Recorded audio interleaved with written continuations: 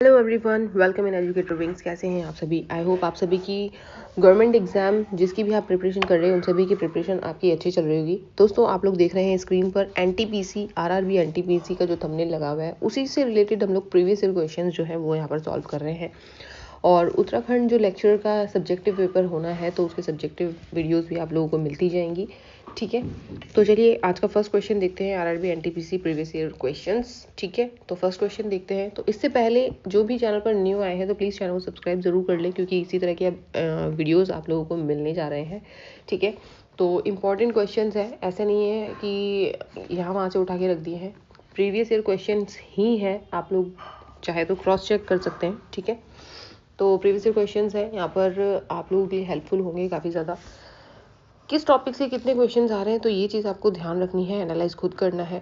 ठीक है, तो चलिए स्टार्ट करते हैं। तो चैनल को सब्सक्राइब जरूर कर लेना जो भी न्यू आए हैं, और सेशन को पूरा देखो। ठीक है, वीडियो को लास्ट तक देखो, अच्छा लगे तो लाइक ज़रूर करना। ठीक है, चलिए स्टार्ट करते हैं।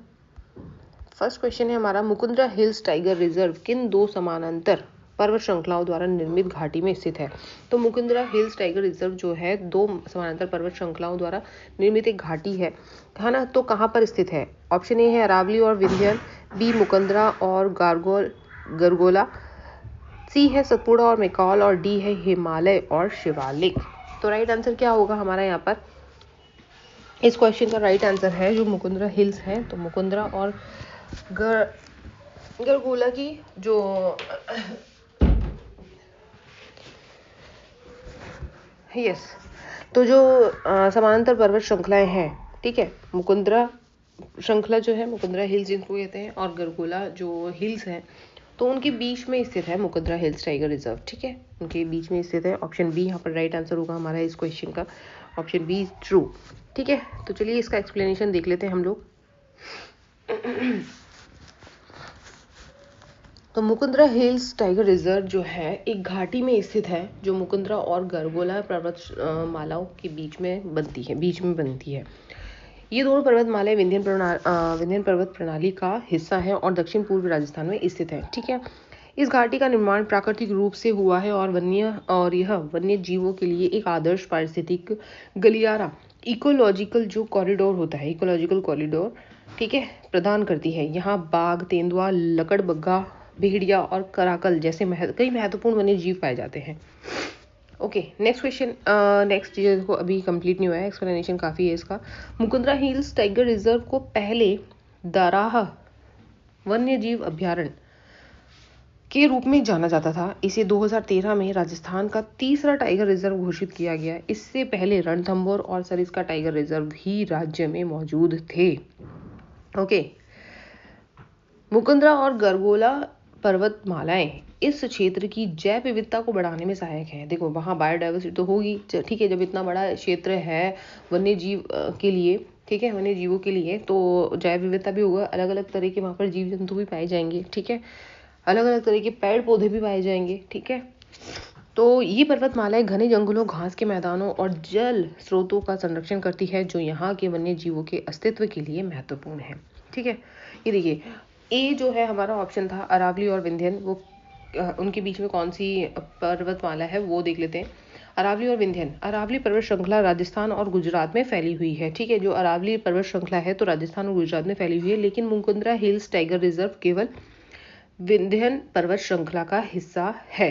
ठीक है, अरावली का नहीं। देखो इंपॉर्टेंट लाइन है ये हमारी यहाँ पर यहाँ इंपॉर्टेंट लाइन हो जाती है, जो अरावली है हमारा, मुकुंदरा जो हिल्स है, मुकुंदरा हिल्स, ठीक है, वो जो हिस्सा है किसका हिस्सा है? विंध्यन पर्वत श्रृंखला का हिस्सा है। ठीक है, अरावली का नहीं है। ठीक है, कभी भी पूछा जा सकता है इस तरह से, काफ़ी कंफ्यूजिंग क्वेश्चन बन सकते हैं कि जो मुकुंदरा हिल्स है हिस्सा है अरावली का या विंध्यन पर्वत का या सतपुड़ा रेंज का, ठीक है, तो ये पूछा जा सकता है। तो आपको वहाँ पर ध्यान रखना है कि जो मुकुंदरा हिल्स है तो विंध्यन पर्वत श्रृंखला का हिस्सा है। ओके, नेक्स्ट है बी ऑप्शन था मुकुंदरा और गरगोला, जो है सही उत्तर हमारा इस क्वेश्चन का। Mukundra hills tiger reserve in दो पर्वतमालाओं के बीच में स्थित है।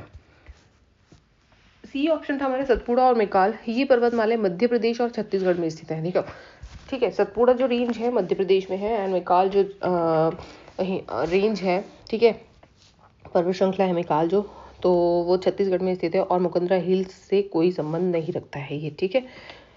नेक्स्ट है डी ऑप्शन जो था हमारा, हिमालय और शिवालिक। ये पर्वतमाला भारत के उत्तरी भाग में स्थित है और मुकुंदरा हिल्स टाइगर रिजर्व से कोई संबंध नहीं है। ओके, नेक्स्ट हमारा आता है, ये देखो काफी ज्यादा एक्सप्लेनेशन है इसका भाई। Mukundra hills tiger reserve Mukundra और गरगोला पर्वतमालाओं के बीच स्थित है, ये हमने देख लिया है। यह विंध्यन पर्वत प्रणाली का हिस्सा है। ओके, जो मुकुंदरा हिल्स है विंध्यन माउंटेन जो है, विंध्या माउंटेन सिस्टम का हिस्सा है। पहले इसे दराहा वन्य जीव अभ्यारण्य के नाम से जाना जाता था। 2013 में इसे राजस्थान का तीसरा टाइगर रिजर्व घोषित किया गया। यह कोटा, बूंदी, झालावाड़, चित्तौड़गढ़ जिलों में फैला हुआ है। ओके, यह एक पारिस्थितिक गलियारे के रूप में कार्य करता है जिससे वन्य जीवों को प्राकृतिक आवास मिलता है। ठीक है, तो आप लोग इसको दोबारा से रीड कर सकते हैं। नेक्स्ट क्वेश्चन है हमारा, निम्नलिखित में से किस स्थिति में सरकार घाटे का बजट चलाती है? किस स्थिति में सरकार जो है घाटे का बजट चलाती है? ऑप्शन ए है जब सरकारी व्यय और राजस्व दोनों शून्य हो। बी है जब सरकारी व्यय राजस्व से अधिक हो। सी है जब सरकारी व्यय राजस्व के बराबर हो। और डी जब सरकार का राजस्व व्यय से अधिक हो जाता है।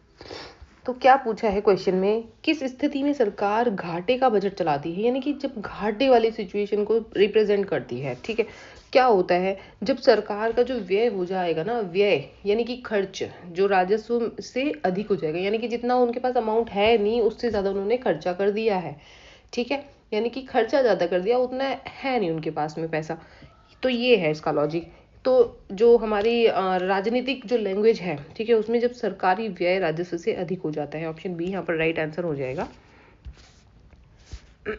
जैसे कि हम लोग करते हैं, कभी कभी घर में हो जाता है, हम लोग ना हमारे पॉकेट में इतने पैसे होते नहीं और हम उससे ज़्यादा की शॉपिंग कर लेते हैं, है ना, उससे ज़्यादा की शॉपिंग कर लेते हैं कि अब पैसे कहाँ से लेके आए, कि इतनी तो शॉपिंग हो गई, इतना बिल करा लिया हमने इसका, है ना। तो जब सरकारी व्यय खर्च राजस्व से जो अधिक हो जाता है तो उस सिचुएशन में क्या होता है, घाटे का बजट होता है। ठीक है, चलिए, तो इसका ऑप्शन बी राइट आंसर है। ठीक है, यहाँ पर मेंशन है, तो इसका स्पष्टीकरण ये है, घाटे का बजट तब होता है जब सरकार का खर्च उसके द्वारा अर्जित राजस्व से अधिक हो जाता है। ठीक है, यानी कि जितना कमाया है उसने, उससे अधिक उन्होंने खर्च कर दिया है। ठीक है, यानी कि अर्जित राजस्व से अधिक होता है, यहाँ लिखा हुआ है, आप देखो ध्यान से।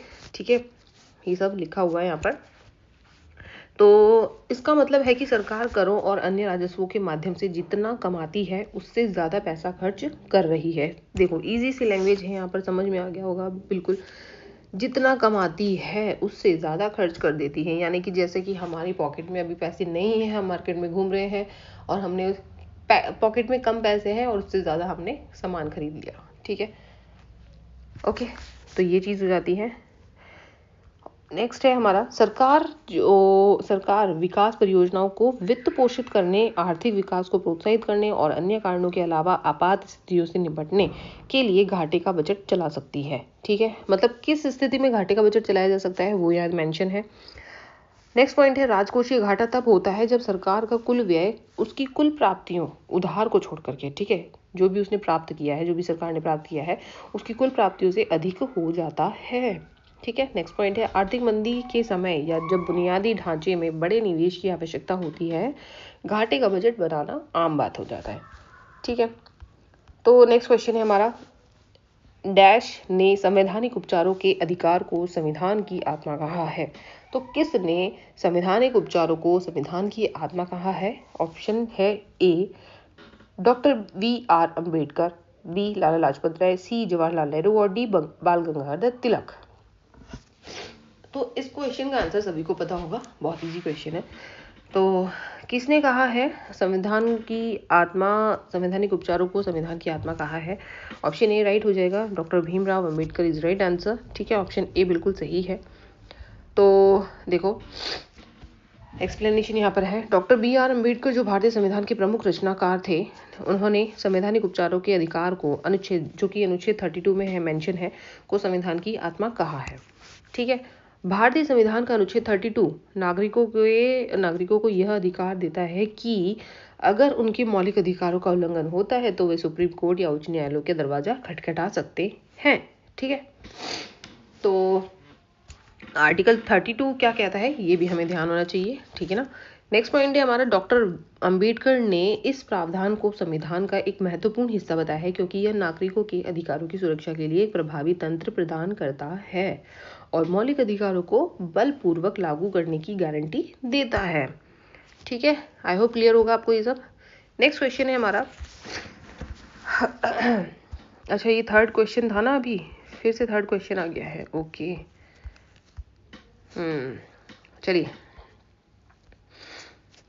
निम्नलिखित में से किस नीति ने स्थानीय संप्रभुता का आभास बनाए रखते हुए ब्रिटिशों को भारतीय राज्यों पर अप्रत्यक्ष रूप से नियंत्रण करने की अनुमति दी?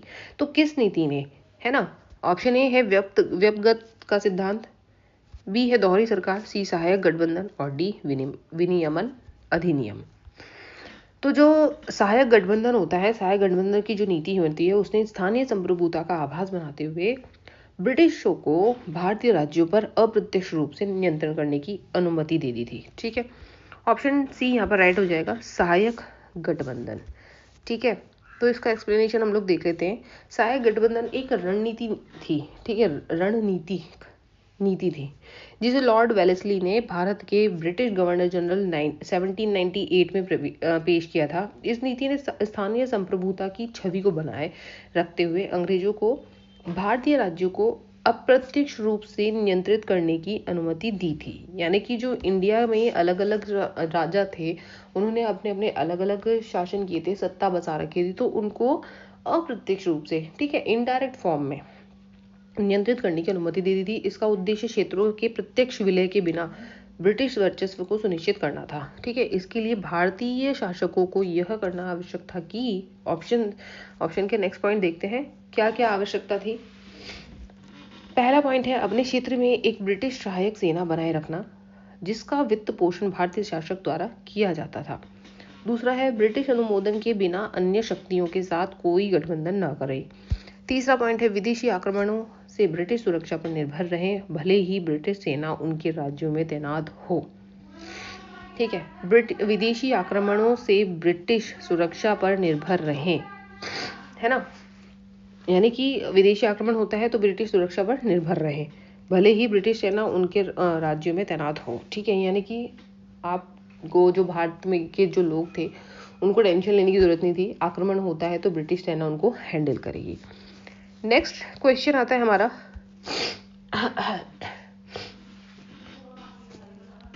कौन सी नहर उत्तरी सागर को बाल्टिक सागर से जोड़ती है? ऑप्शन ए है स्वेज नहर, बी कील नहर, सी पनामा नहर और डी कोरिंथ नहर। तो कौन सी नहर जो उत्तरी सागर को बाल्टिक सागर से जोड़ती है? बी ऑप्शन राइट होगा, कील नहर जो है उत्तरी सागर को बाल्टिक सागर से जोड़ती है। ठीक है, ऑप्शन बी राइट आंसर है। कील नहर जर्मनी में 99 किलोमीटर लंबी कृत्रिम जल मार्ग है, ठीक है, जो ब्रुन्सब्यूटेल पर उत्तर सागर को कील हॉल्टनाउ पर बाल्टिक सागर से जोड़ती है। यह विश्व की सबसे व्यस्त कृत्रिम जलमार्गों में से एक है जिससे जहाज जलमार्ग के जटलैंड प्रायद्वीप के लंबे और अधिक खतरनाक मार्ग का बाईपास करता है। ठीक है, मूल रूप से 1895 में केसर विल्हेम नहर के रूप में खोली गई है। इसे समय के साथ बड़े जहाजों के लिए विस्तारित किया गया है और आज यह वैश्विक व्यापार के लिए एक महत्वपूर्ण कड़ी है जो डेनमार्क के चारों ओर जाने वाले विकल्प की तुलना में लगभग 280 समुद्री मील यानी कि 520 किलोमीटर जो है की यात्रा दूरी को कम करती है। ठीक है, नेक्स्ट क्वेश्चन है हमारा, भारत के संविधान का कौन सा अनुच्छेद राज्यपाल की नियुक्ति से संबंधित है? भारतीय संविधान का कौन सा आर्टिकल है जो राज्यपाल की नियुक्ति से संबंधित है? आर्टिकल 155 ऑप्शन ए है, बी है आर्टिकल 149, सी आर्टिकल 148 और डी है आर्टिकल 143। तो राज्यपाल की नियुक्ति से संबंधित है कौन सा article? Article 155 is right answer, अनुच्छेद 155 ऑप्शन ए बिल्कुल सही आंसर होगा। नेक्स्ट है, इसका एक्सप्लेनेशन है हमारा, राज्यपाल किसी राज्य का राज्यपाल भारत में किसी राज्य का संवैधानिक प्रमुख होता है। ठीक है, तो राज्य का प्रमुख कौन होता है? संवैधानिक प्रमुख राज्य का राज्यपाल होता है जिसे भारत के राष्ट्रपति द्वारा नियुक्त किया जाता है। राज्यपाल के कुछ महत्वपूर्ण लेख हैं, यहाँ पर देख लेते हैं उन्हें। अनुच्छेद 153 प्रत्येक राज्य के लिए एक राज्यपाल होगा। आर्टिकल 153 के अनुसार प्रत्येक राज्य के लिए एक राज्यपाल होगा। अनुच्छेद 154 है, राज्य की कार्यकारी शक्ति राज्यपाल में निहित होगी, यानी कि राज्य की जो शक्तियां हैं, कार्यकारी शक्तियां, वो राज्यपाल में निहित होगी और वह इसका प्रयोग भारत के संविधान के अनुसार सीधे या अपने अधीनस्थ अधिकारियों के माध्यम से करेगा। अनुच्छेद 155 किसी राज्य के राज्यपाल की नियुक्ति राष्ट्रपति द्वारा की जाएगी, ठीक है ना। नेक्स्ट है अनुच्छेद 157, राज्यपाल के रूप में नियुक्ति के लिए पात्र व्यक्ति, राज्यपाल के रूप में नियुक्ति के लिए पात्र व्यक्ति को भारत का नागरिक होना चाहिए और 35 वर्ष की आयु पूरी कर ली हो, यानी कि उसकी जो क्राइटेरिया है राज्यपाल बनने का वो इसमें दिया हुआ है, किसमें, आर्टिकल 157 में। आर्टिकल 161 जो है, अनुच्छेद 161 जो बोलता है राज्यपाल के पास क्षमा, राहत आदि देने की शक्ति होगी। अनुच्छेद 200 जो है, विधानसभा द्वारा पारित विधेयक पर राज्यपाल सहमति देते हैं और अनुमति रोकते हैं या विचार के लिए आरक्षित रखते हैं, यानी कि आर्टिकल जो 200 है उसमें क्या है, विधानसभा द्वारा पारित जो भी विधेयक होता है उसमें राज्यपाल सहमति देते हैं, अनुमति रोकते हैं या विचार के लिए आरक्षित रखते हैं, अपने पास रखते हैं कुछ समय के लिए, उस पर विचार विमर्श करके तब जाके उसको पास किया जाता है, ठीक है। तो ये अनुच्छेद 200 के अंतर्गत आता है। नेक्स्ट है हमारा क्वेश्चन नंबर, ये 6 नहीं है 7 है, ठीक है, 3 हमारा 2 बार रिपीट हो गया है। निम्नलिखित में से कौन सा शब्द अंग्रेजी शब्दकोश के अनुसार व्यवस्थित होने पर सही क्रम होगा, ठीक है, यानी कि अंग्रेजी जो शब्दकोश है, डिक्शनरी है, उसके अकॉर्डिंग हमको यहाँ पर इसको सेट करना है। तो पाइल, पिलग्रिम, पिगमेंट, पिलो, ठीक है, pigment, pile, pilgrim, pillow, option B है, सी है हमारा पिलो, पिलग्रिम, पिगमेंट और पाइल, एंड डी है पिगमेंट, पाइल, पिलो, पिलग्रिम। तो देखो बी ऑप्शन यहाँ पर राइट होगा, पिगमेंट, पाइल, पिलग्रिम, पिलो, ठीक है, पिगमेंट, पाइल, पिलग्रिम, पिलो यहाँ पर राइट आंसर है ना। तो आप देख सकते हैं इसको, PI सब में है, तो L से पहले आता है G, ठीक है, एंड यहाँ पर L है थर्ड नंबर पर जो है, ठीक है, तो आप इसको चेक कर सकते हैं, बी ऑप्शन यहाँ पर बिल्कुल राइट आंसर है इस क्वेश्चन का। अगर आपको कोई दिक्कत है, कोई कंफ्यूजन है तो आप कमेंट कर सकते हैं। नेक्स्ट क्वेश्चन है हमारा, 2019 में रॉयल सोसाइटी यूनाइटेड किंगडम की फेलोशिप चुनी जाने वाली पहली भारतीय महिला वैज्ञानिक कौन है। ऑप्शन ए है सुनेत्रा गुप्ता, बी परमजीत खुराना, सी इंदिरा हिंदुजा और डी गगनदीप। तो पहली भारतीय महिला वैज्ञानिक जो है रॉयल सोसाइटी यूनाइटेड किंगडम की फेलोशिप चुनी गई हैं, तो गगनदीप जी हैं, ठीक है, राइट आंसर है option D, Gagandeep Kang. Okay, Gagandeep Kang 2019 में रॉयल सोसाइटी की फेलोशिप के लिए चुनी जाने वाली पहली भारतीय महिला वैज्ञानिक रही हैं। कांग एक माइक्रोबायोलॉजिस्ट और वायरोलॉजिस्ट हैं जो वैक्सीन विकास, गैस्ट्रो इंटेस्टाइनल रोगों और डायरिया संक्रमण में अपने काम के लिए जानी जाती हैं। नेक्स्ट पॉइंट है, वह फरीदाबाद में translation health science and technology institute के निदेशक हैं। रॉयल सोसाइटी फेलोशिप लंदन की रॉयल सोसाइटी के फेलो द्वारा उन व्यक्तियों को दिया जाने वाला एक पुरस्कार है जिन्होंने गणित, इंजीनियरिंग विज्ञान और चिकित्सा विज्ञान सहित प्राकृतिक ज्ञान के में सुधार में महत्वपूर्ण योगदान दिया है। ओके, तो आई होप आपको क्लियर होगा। किस राज्य में कपास मिलों की संख्या सबसे अधिक है और जहां अधिकांश मिलें कपड़े के बजाय धागे का उत्पादन करती हैं। ऑप्शन ए है गोवा, बी केरल, सी कर्नाटक और डी तमिलनाडु। तो कपास की मिलों की संख्या किस राज्य में सबसे अधिक है, ऑप्शन डी यहाँ पर राइट होगा, Tamil Nadu. Okay, Tamil Nadu is right answer. Tamil Nadu Bharat का सबसे बड़ा कपास मिल वाला राज्य है। कोयम्बटूर तमिलनाडु का सबसे महत्वपूर्ण केंद्र है जहां लगभग आधी मिलें स्थित है। कोयम्बटूर को मैनचेस्टर ऑफ साउथ इंडिया कहा जाता है, ये हाईलाइट करने वाला है, ठीक है, कोयम्बटूर को मैनचेस्टर ऑफ साउथ इंडिया कहा जाता है। नेक्स्ट है थर्ड पॉइंट हमारा, भारत में कपास उत्पादन के लिए प्रसिद्ध राज्य गुजरात, महाराष्ट्र, तेलंगाना है। नेक्स्ट है, भारत में पहली कपास मिल 1818 में कलकत्ता के पास, ये इंपॉर्टेंट है, भारत में पहली कपास मिल 1818 में कलकत्ता के पास फोर्ट ग्लॉस्टर में स्थापित की गई, ठीक है, लेकिन यह व्यावसायिक रूप से विफल रही थी, फेल हो गया था ये प्लान इनका। नेक्स्ट पॉइंट है हमारा, भारत में दूसरी कपास मिल KGN डाबर द्वारा 1818 में स्थापित की गई, जो 1854 में इसका नाम Bombay spinning and weaving company रखा गया। Bombay spinning and weaving company इसका नाम रखा गया 1854 में। नेक्स्ट क्वेश्चन है हमारा, प्रसिद्ध उपन्यास अनटचेबल किसके द्वारा लिखा गया था? ऑप्शन ए के रामानुजन, बी आर के नारायण, सी मुल्क राज आनंद और डी है के आर श्रीनिवासन अयंगर। तो अनटचेबल जो है किसके द्वारा लिखा गया? Mulk Raj Anand is right answer, option C यहाँ पर सही होगा। ठीक है, मुल्क राज आनंद भारत के प्रमुख अंग्रेजी लेखकों में से एक है। अनटचेबल 1935 में प्रकाशित मुल्क राज आनंद का एक उपन्यास है। नेक्स्ट पॉइंट है, मुल्क राज आनंद की अन्य पुस्तकें हैं जो है कूली 1936 में है and Two Leaves and a Bed. ठीक है, Two Leaves and a Bird 1937 में आई इनकी ये पुस्तक। आर के नारायण जो है, आर के नारायण जी ने कौन सी पुस्तक की लिखी है वो यहाँ पर है। ठीक है, तो आर के नारायण जी ने मालगुडी डेज ये सुना होगा आपने, स्वामी एंड फ्रेंड्स 1935 में, द बैचलर ऑफ आर्ट्स 1937 में और द गाइड 1958 में। श्री के आर निवासन अयंगर इन्होंने कौन सी पुस्तक लिखी है? के आर श्रीनिवासन अयंगर की प्रसिद्ध पुस्तक है इंडियन राइटिंग इन इंग्लिश 1962 में लिखी इन्होंने ये बुक। ठीक है, कि ए के रामानुजन, ठीक है, ये एक भारतीय कवि, विद्वान और अनुवादक थे। ए के रामानुजन की प्रसिद्ध पुस्तक में है द स्ट्राइडर्स, ठीक है, जो कि 1966 में प्रकाशित हुई, और सेलेक्टेड पोएम्स 1981 में। आई होप आप लोगों को एक्सप्लेनेशन अच्छा लगा होगा।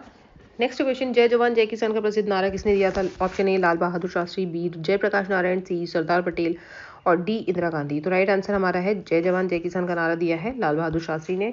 ये सबको पता ही है आंसर। ठीक है,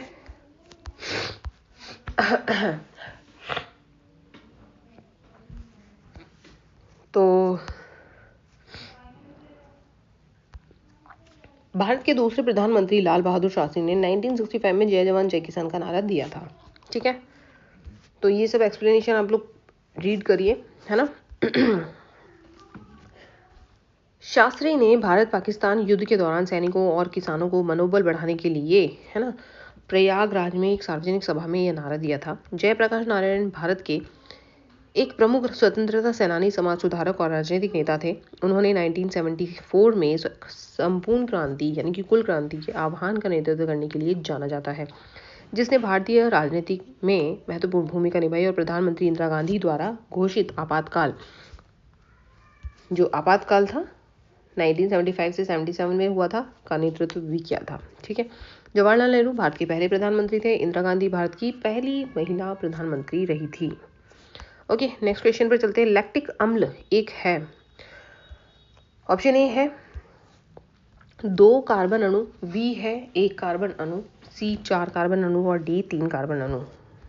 तो लैक्टिक अम्ल एक है 3 कार्बन अणु। ठीक है, इसका राइट आंसर होगा 3 कार्बन अणु। एक्सप्लेनेशन देखते हैं। लैक्टिक अम्ल एक 3 कार्बन अणु है। लैक्टिक अम्ल जो कि है C3H6O3 एक कार्बनिक अम्ल है जिसमें 3 कार्बन परमाणु होते हैं और यह एक 3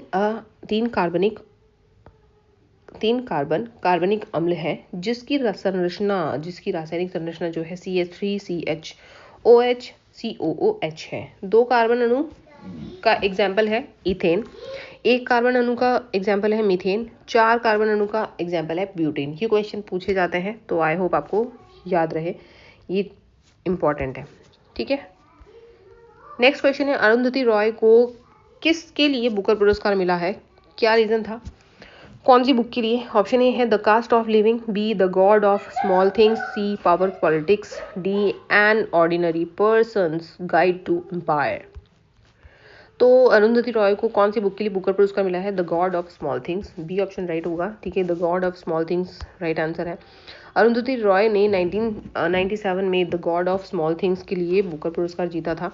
भारत के केरल में स्थापित उपन्यास the God of Small Things प्रेम, जाति और सामाजिक मुद्दों के जटिल विषयों की खोज करता है और अपनी जटिल कथा शैली और विवाद कल्पना के लिए जाना जाता है। ठीक है, ओके, तो द कास्ट ऑफ लिविंग जो 1999 में अरुंधति रॉय द्वारा लिखी गई थी, यानी कि देखो द कास्ट ऑफ लिविंग ये पुस्तक भी अरुंधति रॉय ने लिखी है। ठीक है, okay, The Cost of Living, ये पुस्तक भी अरुंधति रॉय ने ही लिखी है, ये रहा, यहाँ पर हाईलाइट कर देती हूँ।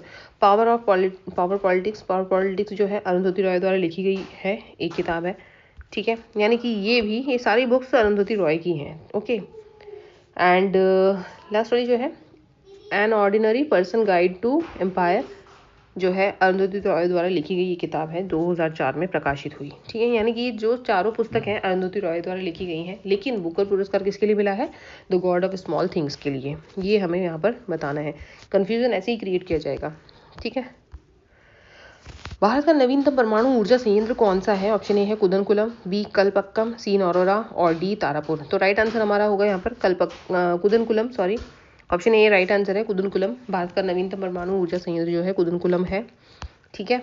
कुदनकुलम परमाणु ऊर्जा संयंत्र तमिलनाडु के कुदनकुलम संयंत्र की यूनिट 1 ने 2013 में परिचालन शुरू किया और यूनिट 2 ने 2016 में परिचालन शुरू किया, ठीक है। यह भारत का सबसे बड़ा परमाणु ऊर्जा संयंत्र है जिसमें रूस से VVER वाटर एनर्जेटिक रिएक्टर तकनीक है, ठीक है। भारत में अन्य परमाणु ऊर्जा संयंत्र तारापुर परमाणु ऊर्जा संयंत्र है जो महाराष्ट्र में है, 1969 राजस्थान है ना, 1969 में स्थापित है जो तारापुर परमाणु ऊर्जा संयंत्र है।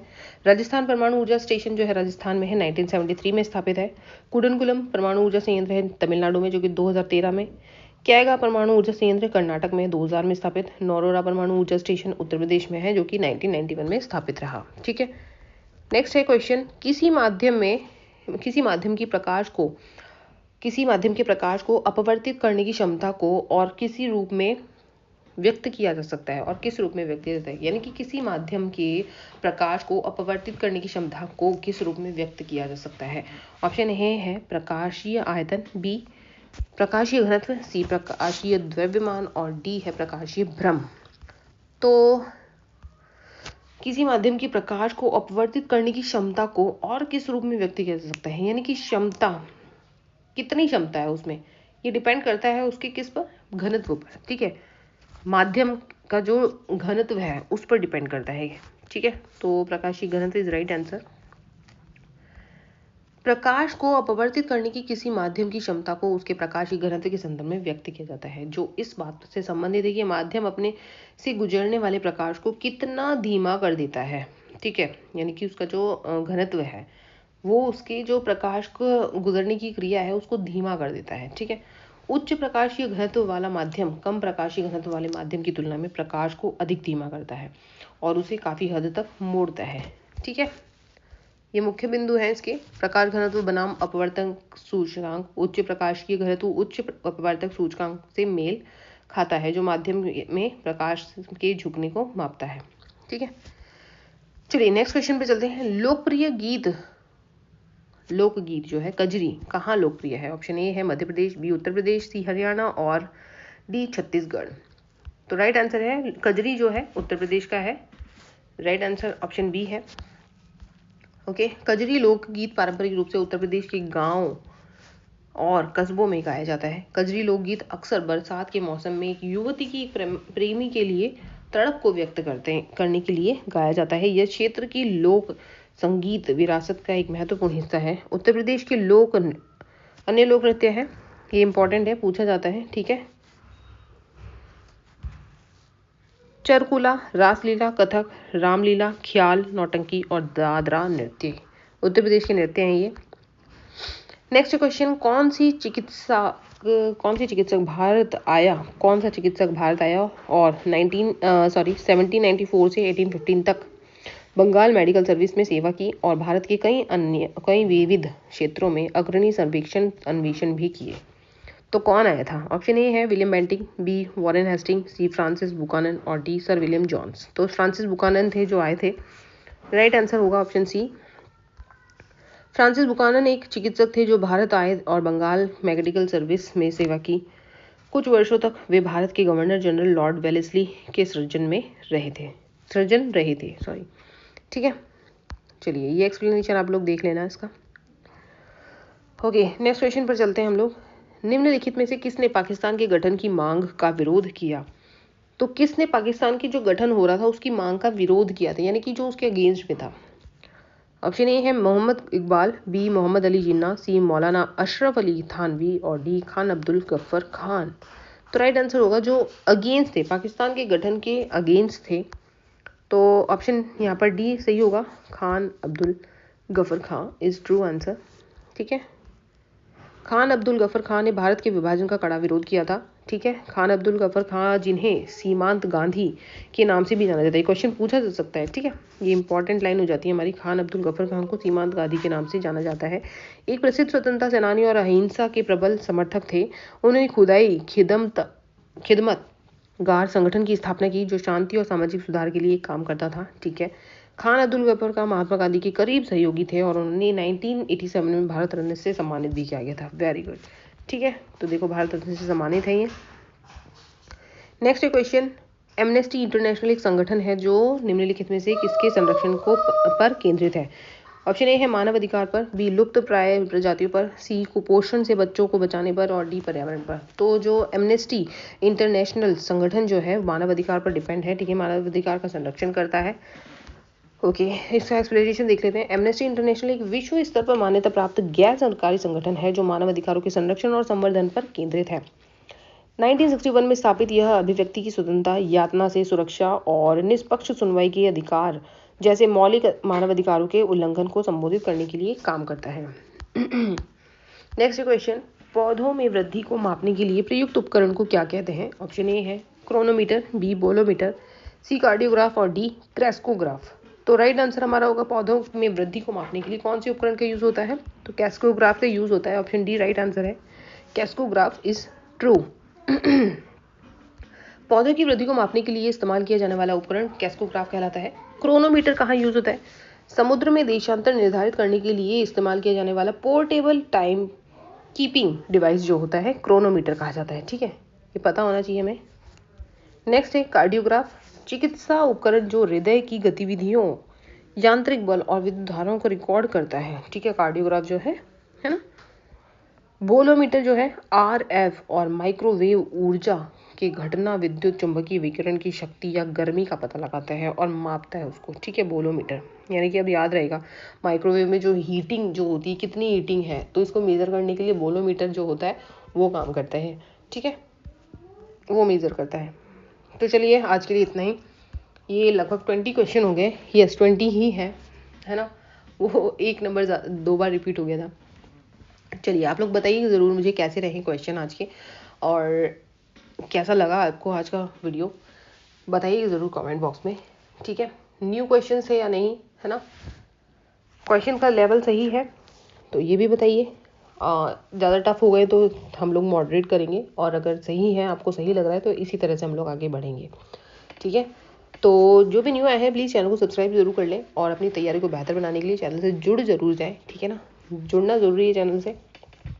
तो चलिए आज के लिए बस इतना ही, और प्लीज़ कमेंट बॉक्स में बताइएगा ज़रूर कैसा लगा वीडियो आज का, और जो भी है आप लोग देख रहे हैं सब तो प्लीज़ लाइक ज़रूर करना। चलिए आज के लिए बस इतना ही, नेक्स्ट वीडियो जल्दी अपलोड होगा। Till then bye bye and take care.